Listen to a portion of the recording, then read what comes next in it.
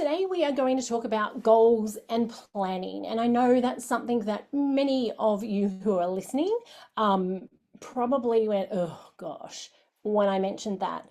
But I really want to help you take the time to think about, why are we in business? Like, what are we doing all of this for?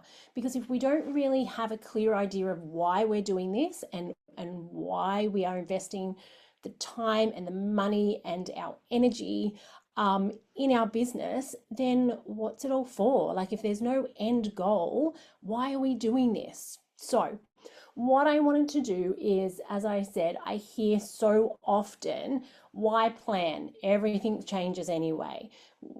Why take time and effort to map all this out if we could have sick team members, we could have rain delays, we could have material delays, like it's all going to be thrown out the window anyway. And a lot of conversations I have really come down to, what will others think about me if I have really clear plans for my business? That may be you, that may not be you, but it is a common theme that comes up when I talk to clients. So what I want you to know, that what is possible if you do plan.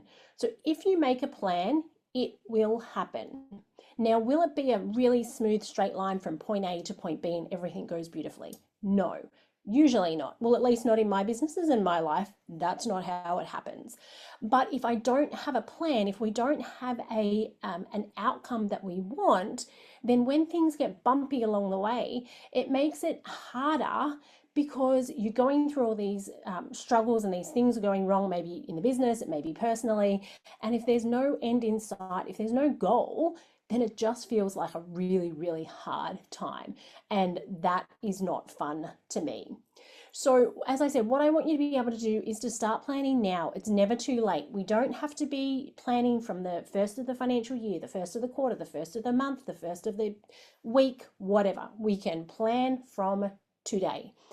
And the final one I want you to get used to is, it doesn't matter what other people think of your plans.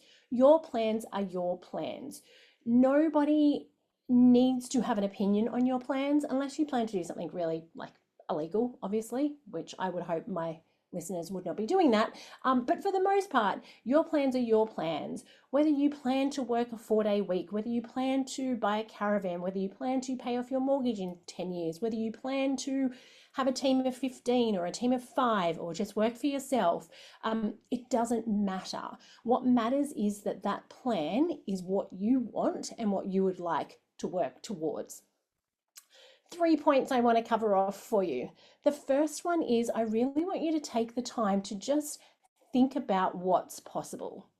So it doesn't have to be a clear, this is what everybody else is doing. In fact, I really, really encourage you to stay away from this is what everybody else is doing.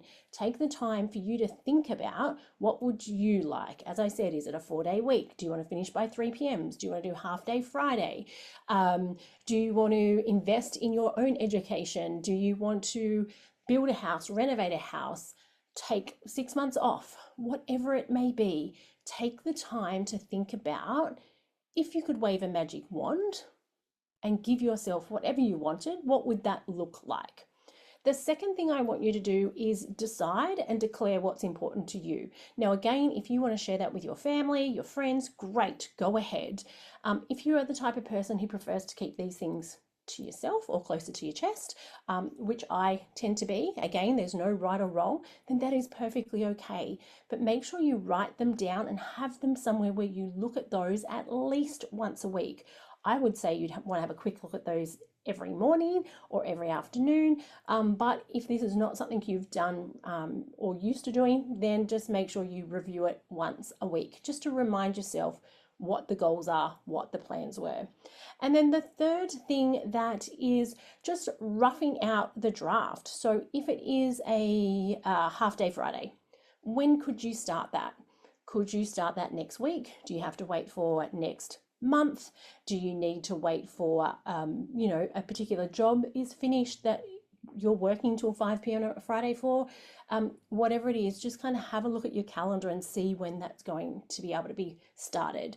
You can certainly get started now if you've got a job that you're on every Friday, for example, and you need to finish that job and you know that'll finish in 6 weeks' time. Well, then go into your calendar and from week 7, block out from 1 o'clock or whenever you want to finish for the day so that you don't then go and schedule new jobs in at that time, and just go through your plans. What can you do now to start making them happen?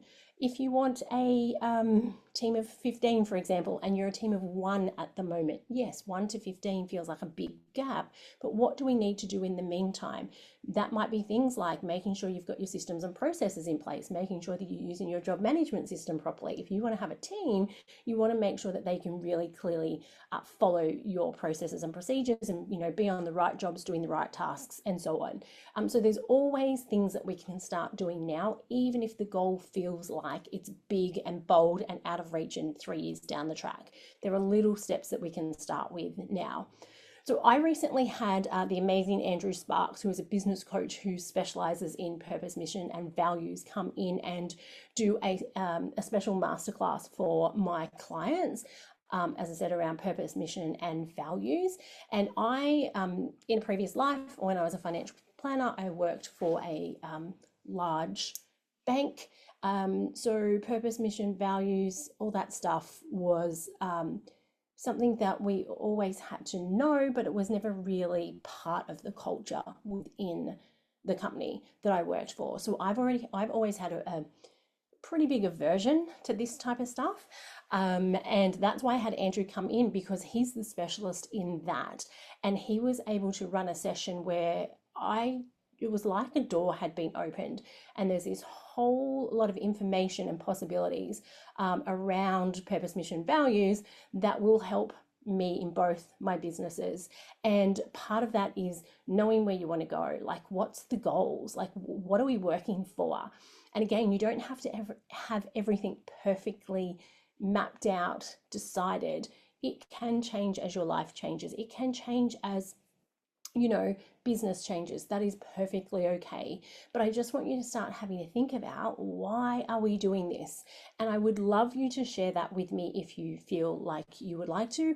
Send me an email, support@profit for Tradies, and in the subject line, put goals, and share them with me. I'd love to hear them. If this is something that you struggle to work on and you want a hand in doing so, there'll be a link below where you can book in a 15-minute chat with me, and we can, in that 15 minutes, quite quickly get some things started for you and give you some action steps to take away and get this in place for you.